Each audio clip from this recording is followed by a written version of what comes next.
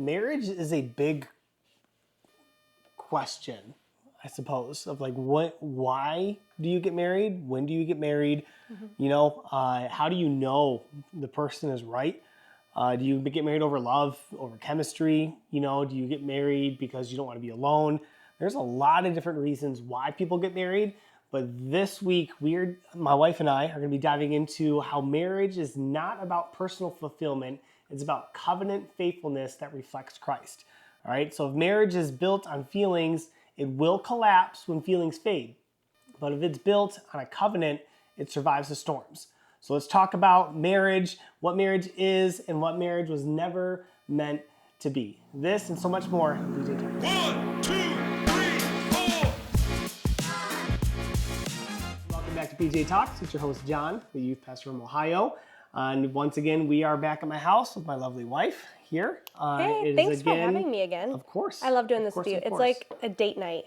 I know that sounds weird, but hey, I'll take it. Yeah, it's fun. It's different. We're doing ministry together. Yeah, it is again super late on a Sunday night. Well, last time it wasn't super late. No, it was because we had to late? record it twice.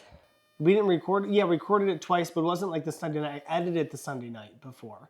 No, it was But Friday. We recorded on a Friday. Anywho, normally I like to have these in to Irina no later than like a Wednesday or Thursday. And she does all of our social media posts and everything. She's amazing. Huge shout out to Irina. So sorry again. This is getting posted late. But man, this whole week, we've just been... No, not even just this week. I mean, this week's been big, but our whole family has been sick, I swear, since the week of Christmas. Yeah. Starting with strep throat down to... You now have walking pneumonia and bronchitis. I'm on this seat today. Usually I like to sit on this side because, this is my good side. But I can't hear in this ear. I have a really bad ear infection and ruptured my eardrum last night. So I have half my hearing. And all three of our kids have had double ear infections. So we're doing all in 1 week. All in 1 week. Yeah. It's pretty tiring nonetheless, but we are here to talk about marriage. Yeah. All right, marriage. And so again, it's late, which is why we got like fingerprints on the doors here. We got our kids' toys out, and you might see a dog or two walking around. We're just... You know what? That's not even late. That's just life. We've got 3 kids, 2 dogs. This is living a normal Christian life. This is living with young kids. Welcome into our home. Yeah. All right. Literally, John's like, should we mop behind? I'm like, no, I'm not mopping it. What time is it? 8 o'clock at night. 8 o'clock at night. Like, this is us. It is what it is.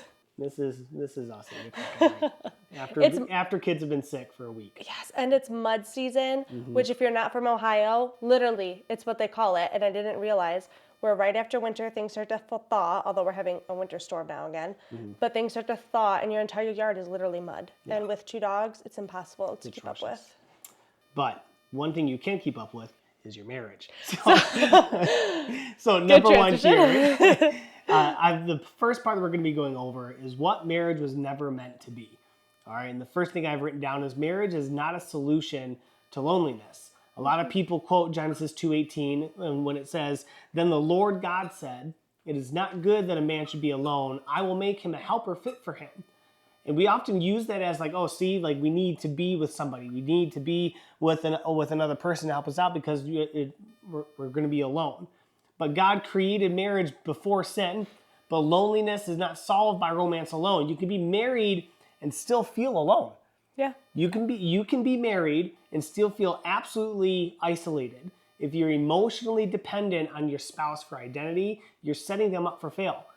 That's not fair to do your spouse to your spouse. Yeah, your spouse is not meant to fulfill your every waking need and desire emotionally and all of that. That's not fair to put on one person.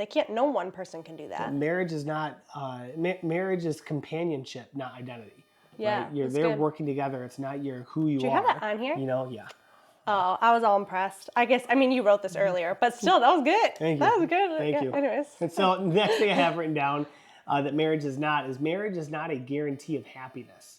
There is no biblical verse, there's no biblical promise saying you will always be happy in a Christian walk. Okay, marriage exposes selfishness more than it eliminates it, right? The reality is that when you're married, you got 2 sinners living under one roof, right? But here's the thing, it's called sanctification. It's a slow process becoming more and more like Christ, right? Marriage is less like a vacation and more like a gym membership. You constantly go, and over time it strengthens you, but it's work, right? What's funny is JoJo and I were literally just talking. About marriage? About happiness. Oh, okay. Yeah, Yeah, it applies here. Like, too young for that. You're like, he's not even 7. No, but man, he's mature for a 6-year-old. Anyways, at least I think so. I'm biased. But we were talking about happiness in the car. I didn't tell you about this. And I was like, Jojo, I don't know how we got on the topic, but I was like, what is happiness? And he's like, oh, it's like when you jump up and down and you're really excited and you're about to go on vacation or you get it. And I was like, okay. I was like, what's joy? And he goes, well, like the same thing, but you love Jesus. And I was like, well, I was just like, joy is what you can find in marriage. You need to find your joy, and you can't find it in the person. He's right. You find it in Jesus. And so you're never going to have that. You're never going to. Like these last 2 podcasts, I cannot get with it, my brain. You're never going to have this pure happiness, and people go into it like, oh, if I get married, I'm going to be happy all the time, and it's going to be great, and blah, blah, blah. You'll have happy moments, but happiness is fleeting. What you want to find is joy, and that is found through Christ, not through your spouse. And we talked about how to get joy and all of that with JoJo, and I don't know if you want to. Joy for me is not the emotional happy.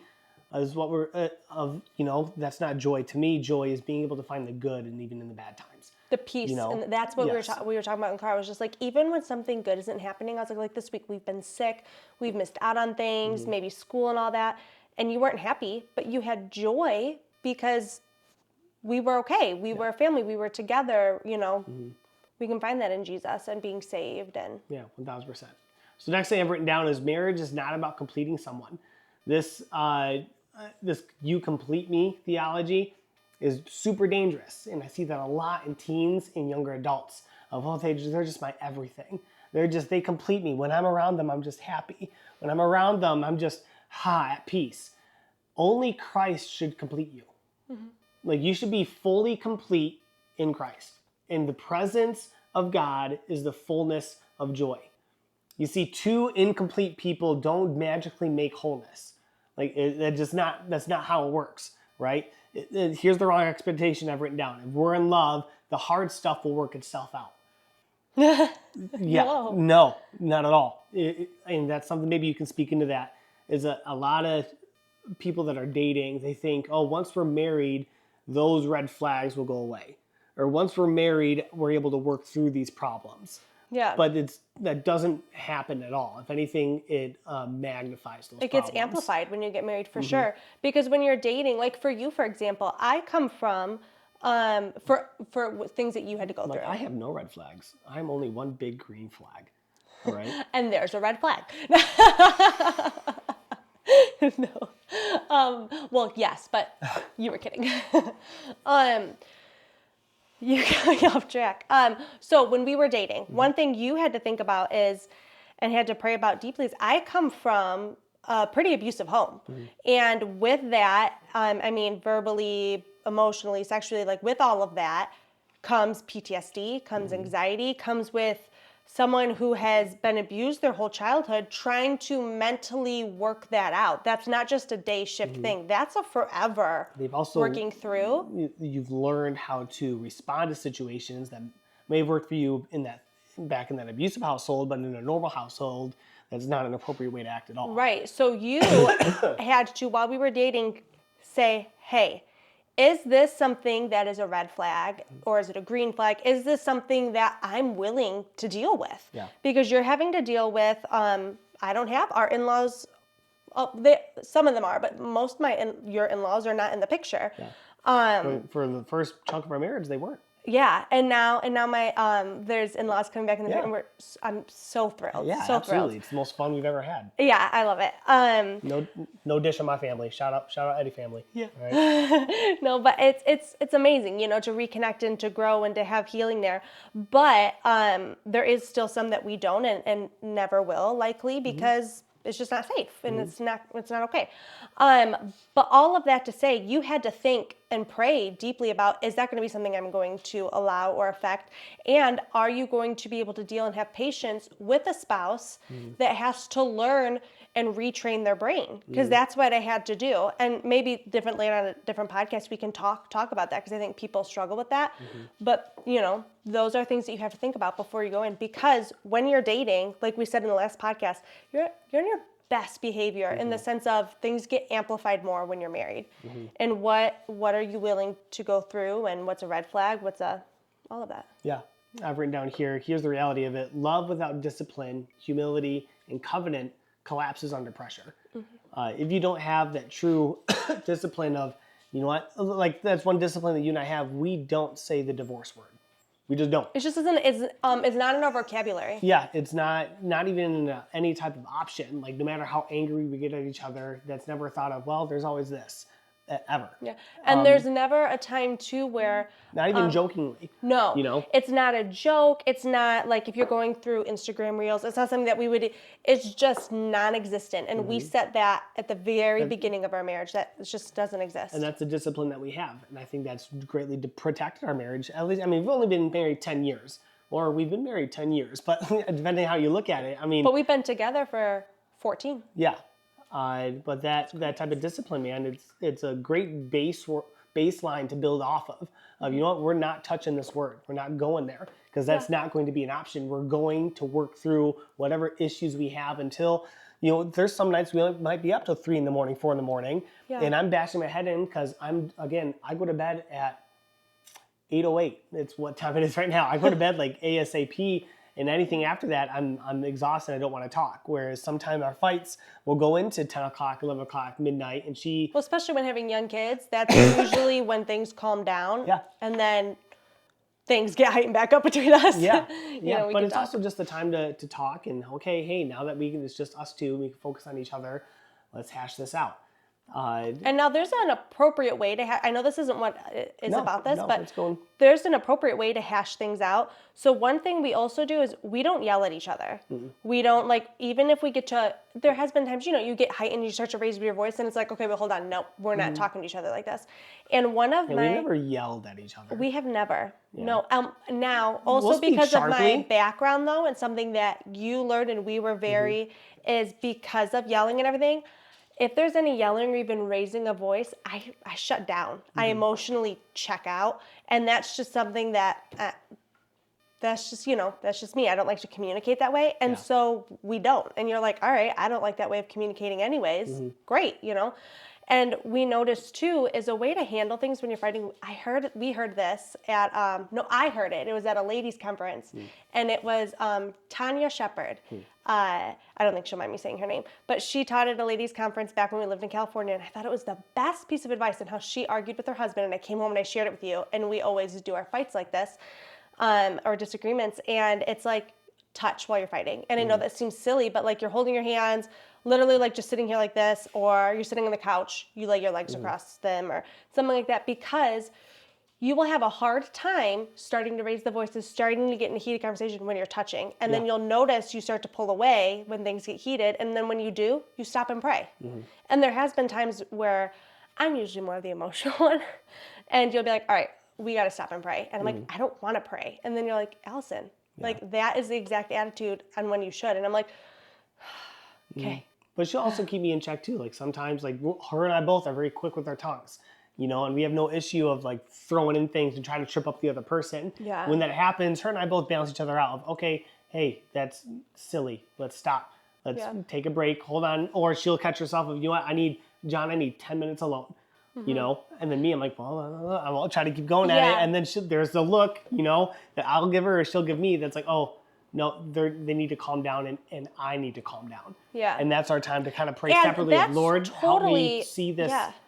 She's my spouse. Yeah. We are in companionship with each other, right? We're in this covenant together and we need to work towards unity and reunification, right? And it's totally appropriate and biblical and everything. So that way you don't want to go in, when you have a disagreement with your spouse, you don't want to go in and you're not tearing them down. Yeah. That should never be your goal. You should never try to tear down the person that you love. Right. You should always try to pick them up, even when you disagree. And if you're trying to tear them down, that's pride. Yeah. And you need to get rid of it, because pride is sick. Yeah. And so, but when you go and take that time apart, we never take more than 5-10 minutes.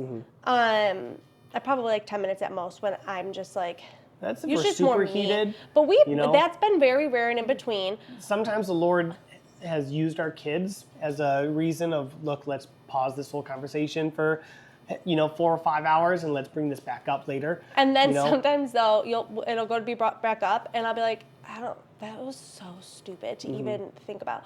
But on a different note, really quick before we move on, because I know we rabbit trailed, but they're good points though.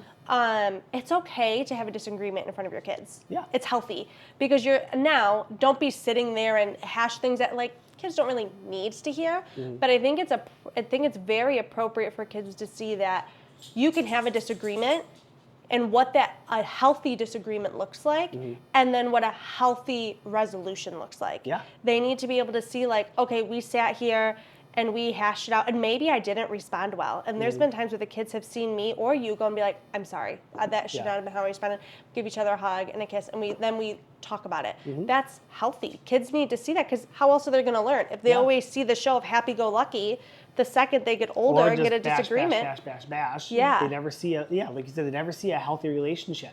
So we want to make sure that we're modeling this healthy relationship. Hey, this is what a husband and a wife, this is what a dating person, this is how you guys should fight and talk with each other. You have a disagreement with your friends.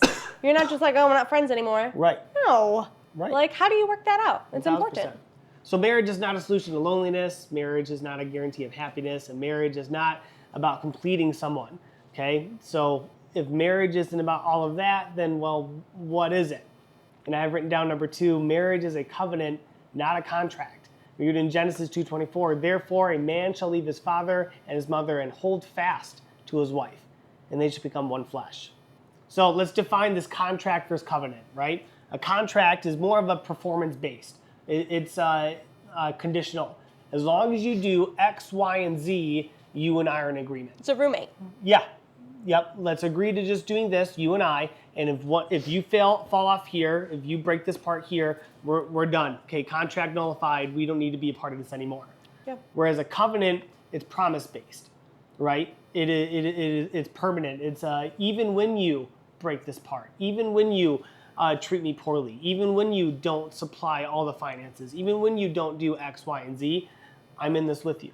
Now, it's not an excuse. Some people use that to the extreme as grace.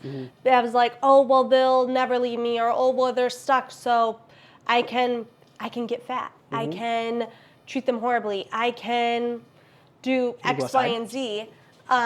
Keep it up. I gotta keep my dogs outside. All right. I'm gonna keep this on so you guys can hear me take the dogs out outside. We are real. We don't edit it because this is just our life, and our dogs are gonna go crazy. But a covenant is not an excuse to behave however you want. Because there are, even though for us divorce isn't in the category, isn't in our vocabulary for us, biblically there are reasons for divorce that God says you can divorce for certain things. And so human nature, some people you can still leave the person legally, but so don't just behave however you want. Yeah. This is the person you love. This is the person that you chose. So just because you're under grace. Well, here's the main issue that a lot of marriages have, at least modern marriages. Most modern marriages have a contract agreement, but they use covenant for terminology. I mean, most marriages, they recite the classic vows of in sickness or in health. In what richer or poor. In richer or poor, will you take so and so to be lawfully wed of life? I do. Life, yeah, life. And most people will say I You do, but they don't actually mean it. Yeah. Because when those hard times hit, of when they are sick, maybe not physically but mentally, this person's sick right now. They're going through a really low time, and time might be more than just a day. It's a month, 2 months, 3 months.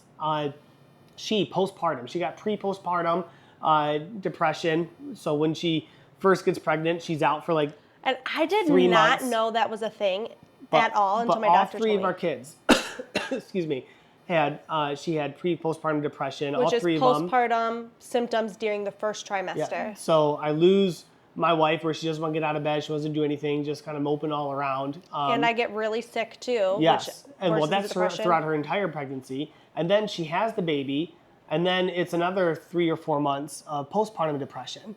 So there is, over half of a year that I don't have my wife, and it's like, it is in those moments where this is a covenant, not a contract. Well, and it's you don't have your wife for that half of a year, but it takes a woman's body, I think it's 2 or 3 years after, to fully have all the baby hormones out. So Arabella's 2 years old. I still have some of that hormones in me. Now, it might be 2 years, but I think it's 3 years, to where you're not fully feeling like yourself, which is crazy, Yeah. And so there are those ups and downs. There are going to be times for wives with men where maybe they're having a hard time at work. Maybe, they're emotionally doing the up and down. And you know what? You love them through sickness and in health. The dogs are at the door. The dogs are knocking. I don't know if you can hear them, but they literally paw at the door like they're knocking. So there's going to be times emotionally, physically, they go through health concerns and all of that, financial difficulties, that you are there through sickness and in health. It's not things go bad and you take it to the highway and run away. Right. It's even in these low moments, I've made a covenant of in sickness or in health, and for richer or for poorer, I'm with you no matter what. So it's a contract. I mean, it's a covenant, not a contract. And then here, this in Genesis 2:24, the leaving, cleaving, and holding fast, right? Therefore, a man shall leave his father and mother and hold fast, that's the cleaving part, to his wife, and they shall become one flesh. All right, so this leaving is this emotional independence from parents. Man, I have a lot of things I want to say on this. Yeah. But there is a major, there needs to be a loyalty shift. Yeah. I'm sorry, moms and dads who just recently had someone get married. You need to break that relationship off with them. They are now their own entity. You let them go. Let baby Tommy go. Let your daughter Susie go.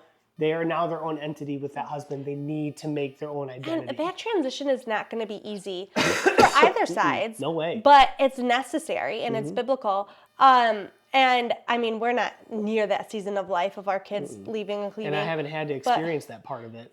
But looking at all the marriages who start off very successfully, all of them had a great leaving and cleaving moment, right? Where they're able to truly separate from the in-laws. And it has helped tremendously in those marriages. I mean, even the emotional independence is so important. Of every fight that you get into or disagreement with your spouse, don't pick up the phone and call mom and gossip about your husband, or call dad because you feel like your husband isn't treating you right, or call dad because your husband isn't putting together something that you think is correct, because that belittles your spouse. Yeah. There's a time to reach out and to contact them, and it's not like you're never talking to your parents, but it's so important to, one, never speak ill of your spouse to anybody else. Because what that other person hears, even if it's your parents, they hear all of the negative, all the bad, and they don't usually ever hear the resolution. And even if they do, they don't understand and they don't love your spouse like you do. And they're going to hold this prejudice, this view in their mind of your spouse. Maybe even a partial hurt. Maybe they hurt them a little bit. Yeah, because you're the baby. They don't want to hear any, And so now there is a difference, though, on seeking and talking to people about getting advice and wisdom. Of, am I being crazy here? Yeah. Am I not being crazy There's here? been times I've called your mom and I've talked to her and I've been like, okay, because she knows you and she knows me very well. And I'm like, okay, this is what happened. Am I being emotional? Am I being, and because I'm seeking wisdom, and I know in this moment she's not going to sit here and hold this view. And she'll call me out for my crap. That's why I love her. You know what I mean? Like she's good to go to. Now, there's some parents that you go to and then they hold this, and depending on certain topic things, you don't go to certain people. You should always be able to contact people that you trust. You should have like a list, people that you trust, one or two at least, to go to for advice and wisdom. That's healthy. But not every single issue and not every single hurt and offense. You need to figure that out. Yeah, 1,000%. And again, your spouse can apologize to you, but they can't apologize to everybody. So it's Nor just would not it be fair to be like, hey, so we had an argument. I called your mom, your sister, my friend Amanda. I also called your best friends, which that's actually weird. But so you need to call them and fill them in. Like, what? That's like, one, embarrassing, and two, like, no. So again, this leaving is having an emotional independence from the parents, right? It's this loyalty shift of no longer am I going to prioritize what mom and dad want. I'm going to prioritize what she wants or what he wants. That's a major shift. And then there's that part of holding fast or cleaving. This is the intentional bonding, right? The intentional making this relationship. It's the intentional protecting this relationship, right?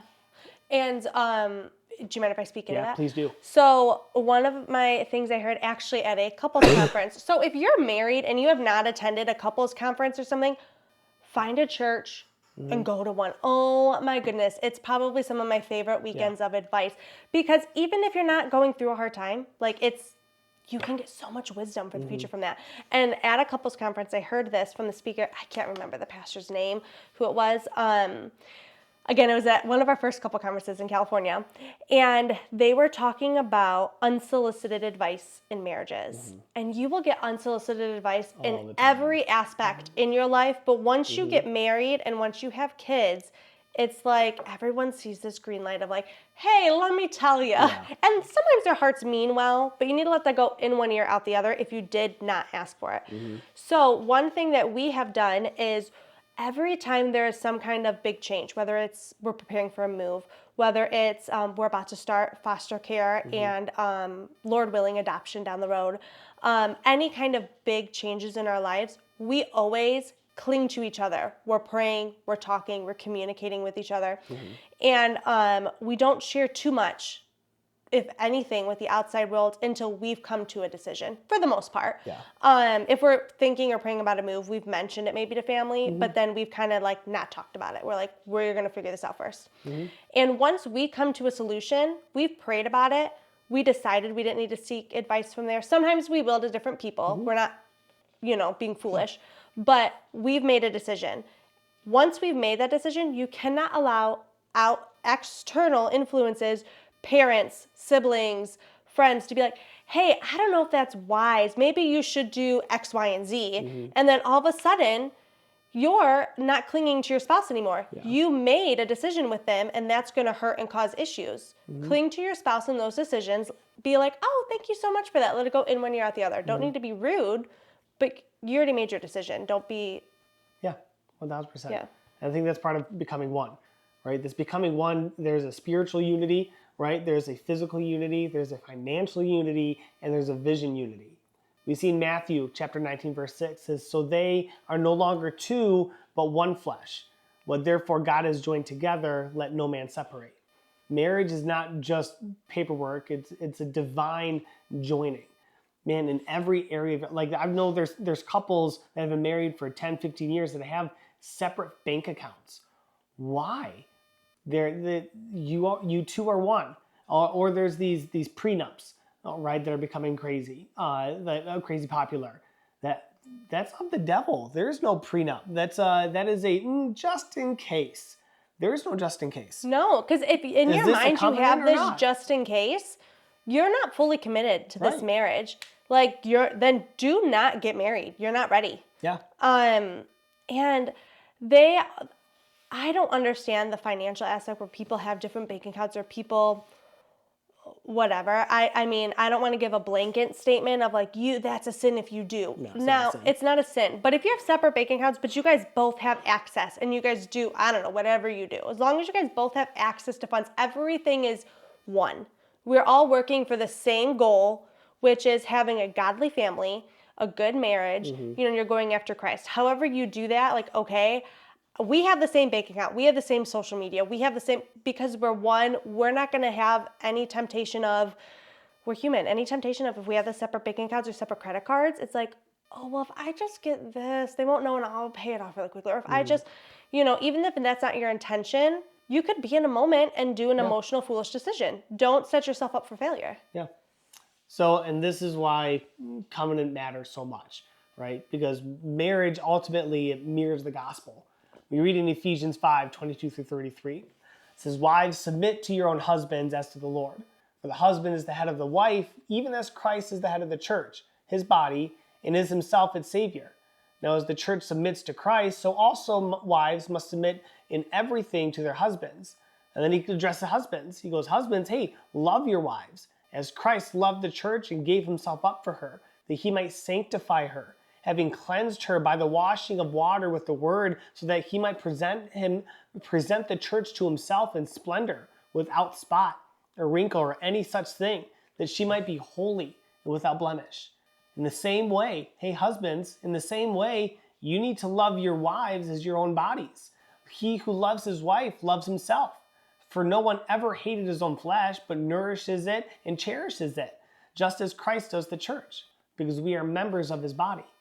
Therefore, a man shall leave his father and mother and hold fast to his wife, and the two shall become one flesh. This mystery is profound, and I'm saying that it refers to Christ and the church. However, let each of you love his wife as himself, and let the wife see that she respects her husband. You see, marriage is a living illustration of Christ and the church. When people see your marriage, they should see sacrifice. They should see service. They should see faithfulness. They should see exactly what Christ is doing to the church, for the church, and has done to the church and for the church. It should all the more scream out Christ. That's the whole thing of marriage, which is why I personally believe that as a Christian, you shouldn't be going to homosexual weddings and things. That is a great perversion of what God has designed between a man and a woman. That's taking this amazing covenant and making it less than what it is. It is a huge covenant thing before God that is supposed to reflect Christ in the church. When people get divorced for unbiblical reasons, for when people throw in the towel too early, that doesn't show Christ at all. Mm-mm. And that's what marriage is supposed to do. Yeah. And now, really quickly, when it goes to the same-sex marriages, you might have a family member, someone that you so truly love. Mm-hmm. They might be one of your best friends, family members, all that. It doesn't mean you don't love them, and It doesn't mean you're not showing them love. Yeah. There's a difference between loving someone and hating their sin. Yeah. Just as much as if someone were to have an issue with alcoholism and they're drinking like crazy. And let's say they have an issue with alcoholism, but they are going to... I'm going to have a birthday party at a bar. Yeah, or I'm playing, and maybe they play guitar and sing, and I'm going to go do a performance at a bar, an open bar, and all this stuff. Okay, well, going and supporting you to do that, it's giving you also the temptation, though, of supporting your sin, your temptation of here's all the alcohol, here's all the, like the birthday party and everything, as the same thing as going to a same-sex marriage as I'm supporting the sin. Does that make sense? You're looking at me like it doesn't quite correlate? Yeah, I don't think that quite correlated, but I understand where you're going with that. That's not the point of the whole point of the podcast, so you're good. I know, but I wanted a rabbit trail there to show, because that is such a hot topic right now, to be like, you we'll can still love them. We'll do another podcast where we can break that down a lot more deeply and theologically. Yes. This is not the podcast. And I did not even read these notes ahead of time, so this is just what's at 9 o'clock at night. You're good. Again, your marriage, people should see a sacrifice. They should see service, you serving one another, and they should see faithfulness. My work knows my family, my wife is my top priority. Mm-hmm. If they call me, I'm leaving. It doesn't matter what time. It doesn't matter anything like that. They know that if my family needs me, I'm gone. And what's great loving is that, your spouse like Christ loves the church. Because I know if I were to call you, you could be in a meeting with Dave himself, the head pastor, and you could be talking about deep things. And I say, I need you at home. You'll be like, all right, I'm there. Yeah. Because you also know I won't take advantage of that. Right. Too, I'm not calling every 2 seconds. I'm lonely. No. Like if I'm calling you home, I need you home, and you know I need you home. Now, if she gives me that type of call, hey, I'm lonely. I'm like, hey. Okay, there's young people listening to this cast. I'm coming home right now. Okay. Right? I live 3 minutes away. Anyways. Busting out of that meeting. All right. Anyway. I will sacrifice this work meeting, all right? Sacrifice, service, faithfulness. Next one. Oh, my word. is we need to love like Christ, right? Ephesians 5:25. That is, right, boop, here. Husbands, love your wives as Christ also loved the church and gave himself up for her. You see, Christ's love is initiated. it is sacrificial, it is unconditional, and it's pursuing. Man, if your marriage, if your love towards your spouse doesn't reflect those 4 things, you're doing marriage wrong. One thing that has stuck to me that you have said to me, it was quite a bit ago, and you might not even remember this. I don't even remember the scenario around it. But I was feeling guilty about, like, I don't know if I was getting more clothes or getting something, and I needed it, but you also needed the same thing. It might have been clothes, because I've gotten so many with kids and body weight up and down. I don't remember. It's not important. Anyways, you looked at me and you said, I need to love you like Christ loves the church. And one day, God is going to ask me how I stewarded you and my family, and I want to be able to give you back to him and say that you are better now than when he gave me. When he gave you to me. You're good. That's good. My brain. Let's give Allison a thumbs up in this episode for her use of words. This is really good. Oh my word. What is wrong with me? No, you said I wanted to make sure when I stand in front of God one day that I am giving you back to him better than he gave you to me. Yeah, it's going back to Ephesians 5:27, so that he might present the church to himself in splendor, without spot or wrinkle or any such thing, that she might be holy and without blemish. Yeah. When Christ comes back and you present your wife, your spouse to him, are you able to say, look, they're without spot, they're without blemish, like I did everything right. I treated my marriage perfectly. If your husband, ladies, is not spoiling you, now it doesn't mean you have to have all the money in the world and give you everything that you want. Like if you are a wife and you know your finances and you're like, but I have to have this coach person, then shame on you, because you're saying what your husband is providing for you isn't enough and you're not respecting him and what he has for you. But he can spoil you and love you by tonight. I came home after getting some medication for my ear and everything, and he had decaf coffee waiting on the pot. I love decaf coffee at night. I didn't have to tell him. He had it ready and waiting. When they think about those little things and they spoil you and they love you. That's that initiated love. I'm going to initiate this love for her of that. Like, I'm just going to make her a pot of coffee. The sacrificial love, would be the other day, she was knocked out for probably 10 hours during the day. Oh my goodness, I was so sick. I too was sick. Yeah. I had like 102 and I'm just swamped, and I had all 3 kids, but I'm like, man, I can't sleep during the day. I wish I could. I really wish I could, but I can't. So while she's asleep, let me get behind myself of, I'm sick, and let me pick up the house. Let me try to manage these kids and keep them as quiet as I can so that it doesn't wake her up. Which I would have never expected you to do, because what the heck? You were like super sick too. I could not keep my eyes open, and I don't know how you can't sleep during the day. Praise the Lord, I can take naps. It's a godly thing. But that was, I come up and I'm like, what the heck? And then I'm like, sit down. Do you have any examples for the unconditional? Unconditional, like loving unconditionally. I have one. Okay. If you don't want me. Yeah, no, you start. You start. So this is something that I'm going to be a little bit open and raw, if that's all right. And I'm going to use you as an example. Is that okay? That's fine. Okay, because she's fixed it, and puts me over I head have over fixed heels. it, so I did something wrong. You did something wrong. I pointed out, and you fixed it, and it makes me head over heels. Do I know during this? our fights, if we got a fight over the phone, I'd say every phone call I end in, all right, I love you, no matter how angry I am or how annoyed I am. I'd say, all right, love you. All right, love you. And I'll hang up the phone after we say I love you. If she's angry with me and I know she's upset with me, she won't say I love you back. And it wasn't I know it wasn't like, I'm not going to say I love you type of deal. It's just, again, that defense mechanism thing. She explained it to me because that night I brought up to her, like, look, I am hurt when you, like, even when you're upset, I'm hurt that when you're upset, you don't say I love you. And I said, it's because it makes me feel like your love is conditional. You only love me when I'm doing things that make you happy. Broke my heart. And she goes, and you said something that helped me see it from your perspective.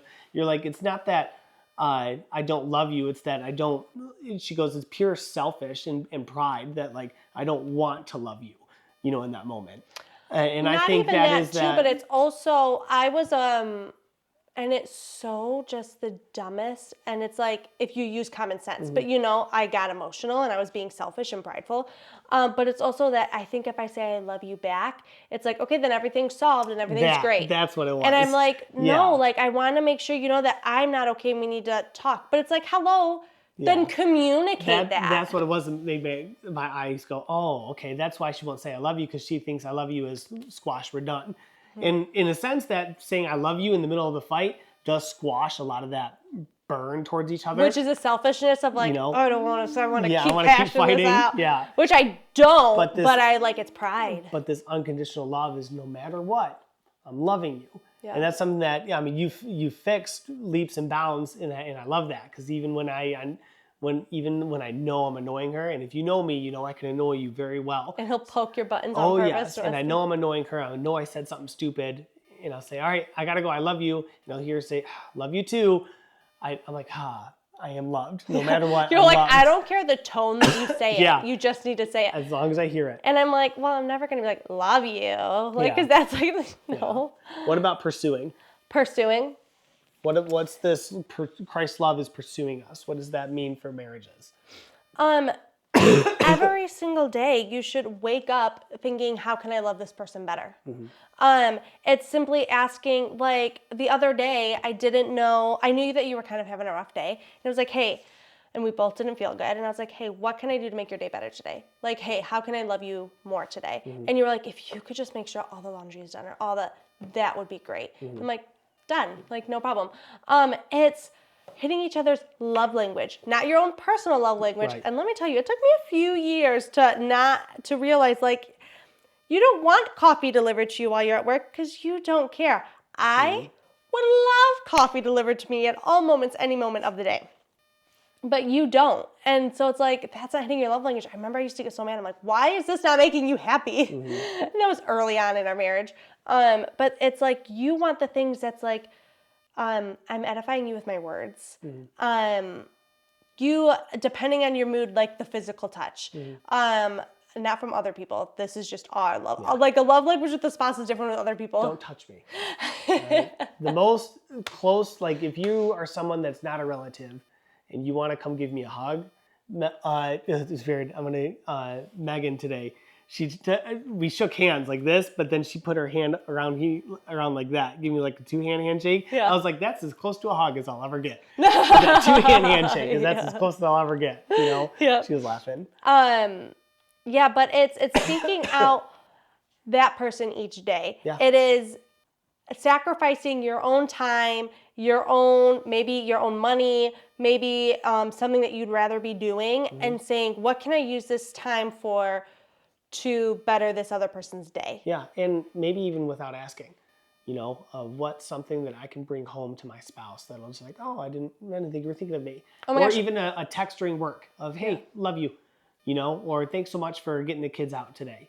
That is that I'm pursuing this love even when you don't expect me to be doing that. Yeah, and to keep it G-rated, because there are younger listeners, but it is a part of marriage, to pursue somebody like that during the day also helps with the more intimate part of your life. Yeah. Because coming home and being like, all right, kids are in bed, it's like, okay. Like you want to initiate during the day and love that person, and maybe you're sending spicy texts, or maybe you're doing, with your spouse and all of that. With your spouse, unmarried people. Not dating. Nope.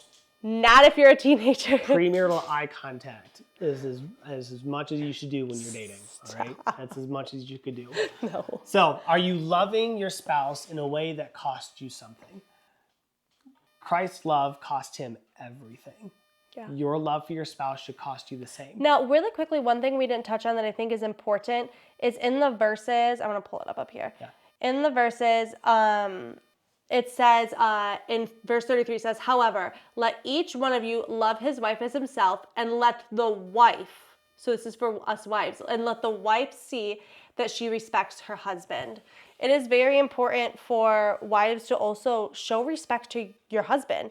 And in the verses, some people will say like, oh, like to submit, like I'm not a slave, I'm my own person and women's rights. And like, yes, all of that's great and dandy, but like, it is okay to need a man. Like I need my man. The people are like, I don't need no man. I'm like, well, good for you. I need mine. Like, but you need to show respect. Yeah. And it's realizing their responsibility that God has put on their shoulders. And so God has put on your shoulders our household. He's not going to look at me one day and be like, hey, how did you run your household? Hey, how did you do your finances? Hey, that's on you. Like, Thanks. that is on the man, just like the church is on the pastor's shoulders. He is responsible for them, his flock, his people in the church. Hey, we're trying to record a podcast. Our dogs are playing. That's so rude. A little too rough. Sorry. But that's on you. And so I need to respect and honor that responsibility. So there might be times that we disagree on things. And anyone who knows me, I am vocal. I have no problem sharing my opinion. And I do 110% of the time. And you will always hear it, but then it's my job to, okay, if we disagree, and I'll say, I don't agree with this. I don't agree with the decision that you're making, but I love you and I'll respect your position that God has given you, and I will follow whatever you feel the Lord is leading you. And it's not a dictatorship. You listen to me, and 99% of the time, we either find a common ground, or you're like, oh, you were right, or oh, you're. Because here's the thing from the husband's perspective, it's not, ladies, please be blunt with them. Like, be blunt with your husband. Hey, this is what I want. But then give the reasons as to, like, why, not even what I want. Hey, I see you're going to buy this car, and that doesn't seem like a very wise financial decision. And I've seen you do this before, and it really hurt us. Can you tell me why you plan on doing it again? Like, having those conversations with the guy. And let them have to munch through that. It can even That's be more okay. simple and not as like big. If it's just like your everyday life and your routine, and you're making a decision on what school, how you're going to do schooling for your kids, or different things like that. You need to show respect to your spouse, and that's not you're a slave and you're doing what they say. It is a beautiful thing if you do marriage the way that God has intended. It's working together, and that's the thing for husbands. When they come to you and say, hey, I don't quite agree with this, God is using them to speak into your life. That's why we're your helpmeet. Yes. Man, use that help. It's free help that's never going to leave. Man, use it. That just sounded like slavery. But here's the thing. It's wisdom that I'm never going to have that she already has. We know each other. You know me better than I know myself. And I would like to say vice versa. And you know all the nooks and crannies and every thought of how my brain works. And you'll say something and I'll be like, oh, yeah, you're right. Or you'll say the same thing. And speak up. And women love to play this mind game, even unintentionally, of like, you should know how I feel. Or we've been married or together for blah, blah, blah. So, or you'll just say, are you okay? Fine. That is the dumbest thing ever. It's just because they're married to you, it doesn't mean they know your every thought. Communicate. I go back to, are you showing the love of Christ? Yeah. Does Christ treat you like that? Treat your wife the same way Christ treats you. And then if you can honestly say in your messed up marriage that this is how you think Christ treats you, then you don't know Christ. You have a disgusting view of him at the least. Yeah. Because, man, he is so over-communicative. He is an open access 24/7. He gives you every answer that you can possibly think of. He gives you every want and that you could ever, every need that you could possibly ever have. That in his, man alive. The Bible says, behold, eye is not seen, ear is not heard the things that God has prepared for you. Yeah. Man, can you say that? Could your wife say that about you, husband? Could your husband say that about you, wife? That, man, there's things that are in her head that she hasn't communicated, that I haven't seen, that she has planned for me. Like, I know I do. I got tricks up my sleeve with her of special dates, of, different things that I'm going to be doing, and I think that's one thing that I feel like, correct me if I'm wrong in front of everybody, but like, I'm good at surprising her.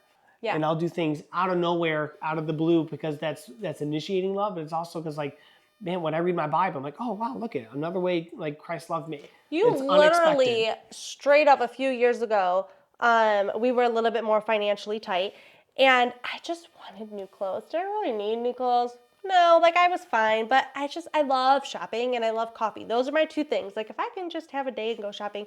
You went and gave plasma for several months, and you're like, here's a gift card of like $1,000.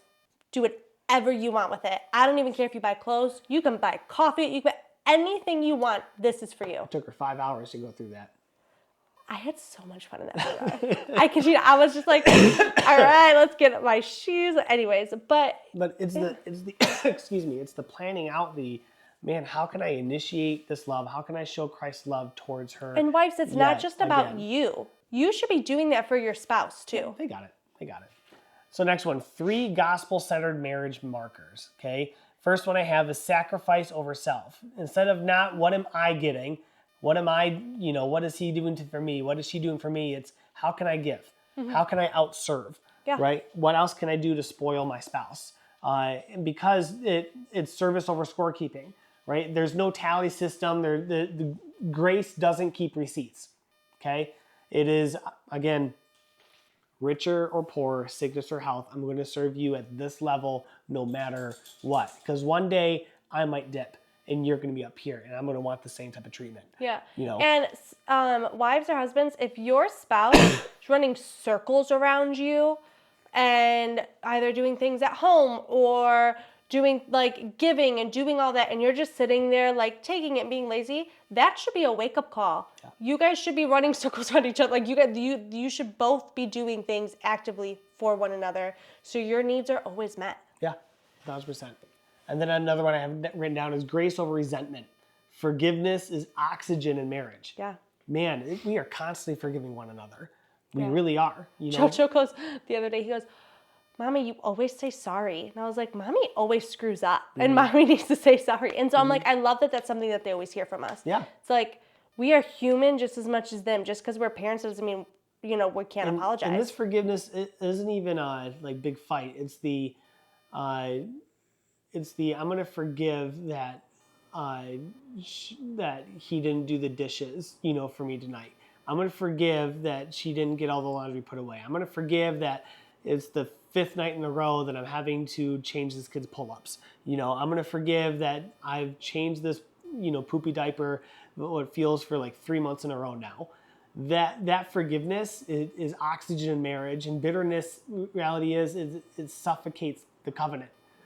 The bitterness that you hold against your spouse suffocates that covenant. And holding past issues that you have squashed. I mean, you have talked about it, you squashed it, and then you get into another fight. And let's say it's very similar, and then you bring up that past fight. Is it recording? Yeah. Okay, cool. Yeah, we're just going on 54 minutes. Oh, so. Okay.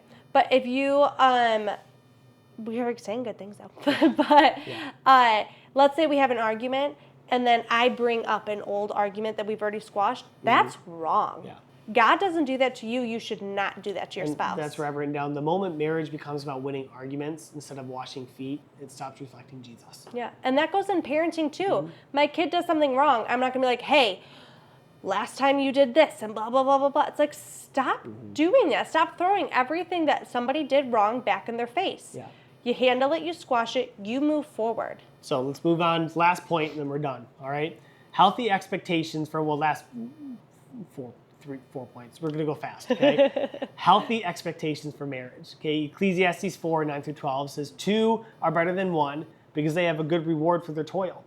If they fall, one will lift up his fellow, but woe to him who is alone when he falls and has not another to lift him up. Again, if 2 lie together, they keep warm. But how can one keep warm alone? And though a man might prevail against one who is alone, 2 will withstand him, and threefold cord is not quickly broken. So you got to think of it this way, that my spouse is a gift, not a God, right? They cannot carry your emotional weight. It's not fair to your spouse to carry that. No. And then the reality is that this idolatry of my spouse is everything, the person I'm dating is everything, the person I'm engaged to is everything, it's going to lead to disappointment. Yeah. Because they're not everything. And they will disappoint you. They will do something to make you upset or hurt you. They will do the unthinkable. Because they are human. Yep. They're not a God. Next one, conflict is normal, but disrespect is not. Ooh, dang, bar. Okay, conflict is normal. Getting in fights, disagreeing with each other, that's inevitable. But this dishonor, that's optional. I'm going to cut you down, I'm going to hurt you with my words, that's an option. You choose to do that. Yeah. You see healthy couples fight fair.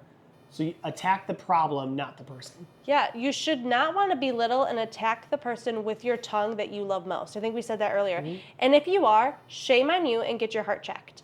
Because that's not how you should treat somebody that you love. Yeah.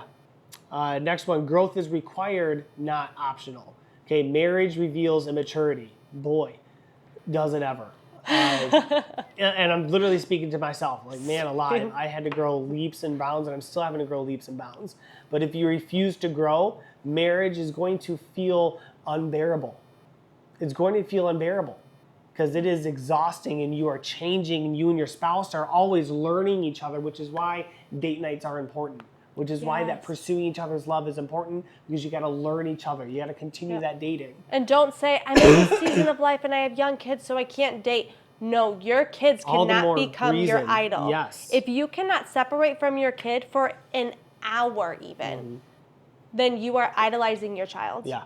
You need to make date nights priority. Yeah. Because we are each other's priority. It goes God, spouse, children, everything else. Yep. And then last one is God is the third strand. Okay. Praying together is key. Church community is huge, absolutely huge. I think of especially our early years in marriage. When we first got married, we moved all the way to California.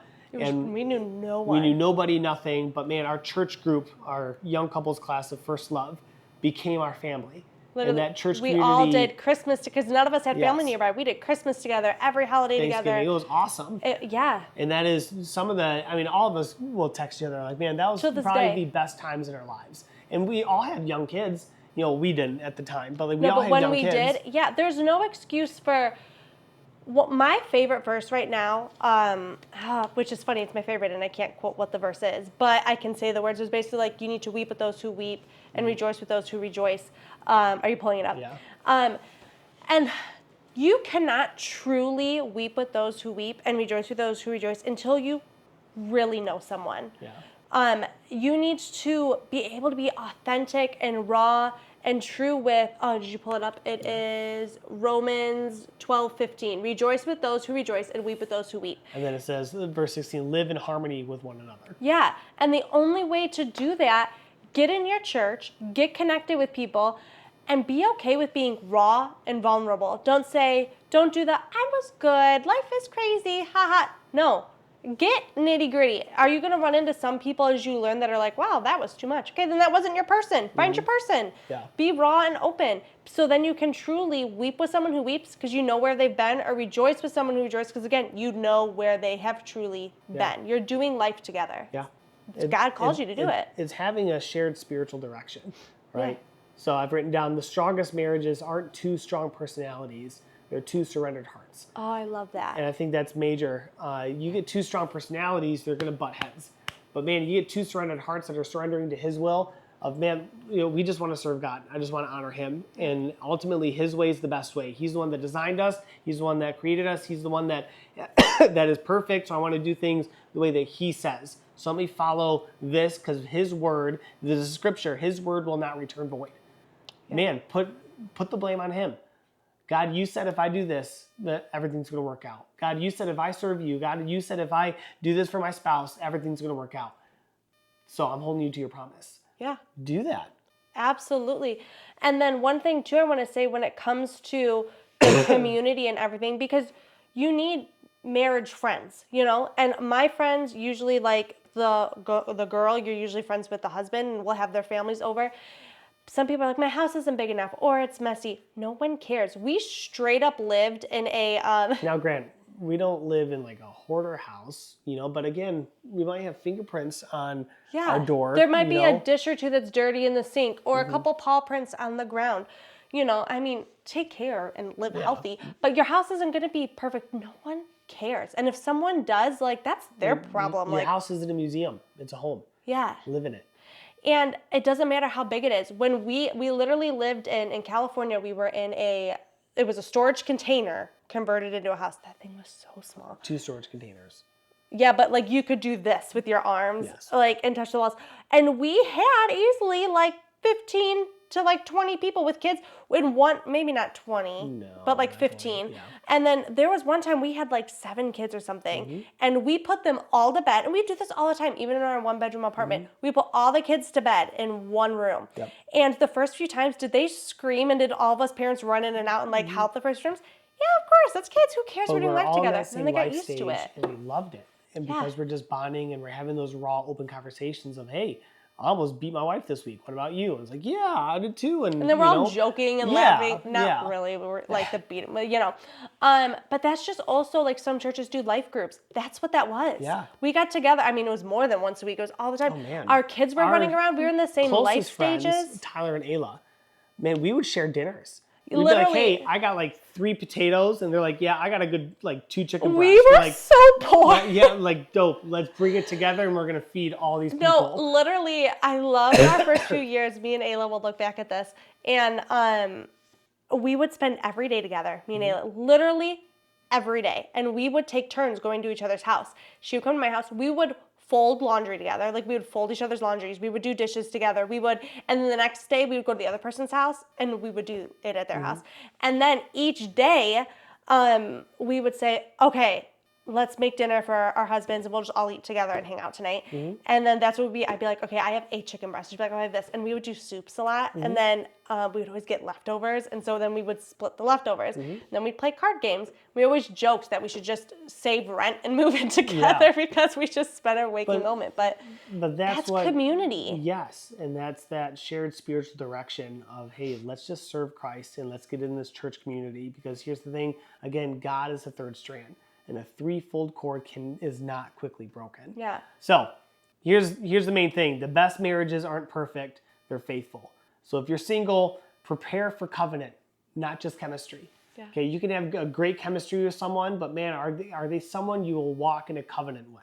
Something that is unbreakable, that divorce is never even an option. Well, the world will say nowadays, like, oh, don't get married young because you'll be a whole different person in 10 years. Yeah, you'll be a different person in 10 years, but why does that mean you can't get married young? And you'll be a different person 10 years after that, and 10 years after that, and 10 years after that. Which is why the world's like, oh, well, then you just divorce and you move on. It's like, no. That's disgusting. You're doing life together. We are so not the same people that we were when I was 17 years old and we started dating. Right. Like, I'm not. I'm nowhere near the same person I was in high school. And that's how it should be. If I was still acting like a 17-year-old and behaving that way, like, ugh. Or then there's this one, if you're dating, ask covenant questions now. Yeah. Like, where's your relationship with Christ? How important is your relationship with him? Listen to the last podcast because we dug deep into that. Do you have a devotional? Like, man, the relationship is so important. And then if you're married, recommit to faithfulness, not just feelings. Yeah. No matter what, in sickness or in health, for richer or for poorer, for good times or bad times, for meeting my expectations or not meeting my expectations, I'm going to choose to love you. I'm going to choose to pursue you. That's it. You're going to choose. Love is a choice. It is not a feeling. And feelings, they come and go. They have, I'm praising the Lord because like I said in the last podcast, I've never had that. I mean, but I'm not naive. People have said, married longer than us, that sometimes that happens. Yeah. But love is a choice. Yeah. It is a choice. It is not a feeling. And the second you start trusting your feelings, man, feelings and everything can lie to you. Do not rely on your feelings. So then, here's my closing remark, and maybe this is for somebody that, like, look, we didn't get saved until after we were married. Okay, love can start a marriage, right? A covenant sustains a marriage, but Christ defines it. Man, if you can get that down, you are on a wagon train. What? You're on the road to success, brother. All right? That's what I meant to say and all that. Okay? He's not with whatever the heck you just Man, said. I'm telling you, the covenant sustains, but Christ defining your marriage and you two on the same page of we're just going to serve him, you can't go wrong. Yeah. And marriage is an amazing thing. It's amazing wagon train. Yeah. I'm so done today. All right. That's all I got on PJ Talks. Allison, do you have anything? Please have me on again. I most likely will. All right, guys, thanks so much for joining us. If you can, please like, subscribe, share our stuff. I see on YouTube I'm up to 43 subscribers now. Hey, that's more than our family. Hey, that's pretty good. Hey. So thanks so much for subscribing. I really do appreciate it. Again, it's what drives me to record a podcast at 9 p.m. because I'm like, man, at 5 in the morning, these people are going to be listening to it. And I absolutely love that. And I just love the comments I get, unless you're Noel or Jeremy. So, all right. Love you guys. And I'll see you guys next week on PJ Talks. Bye. See ya. 1, 2,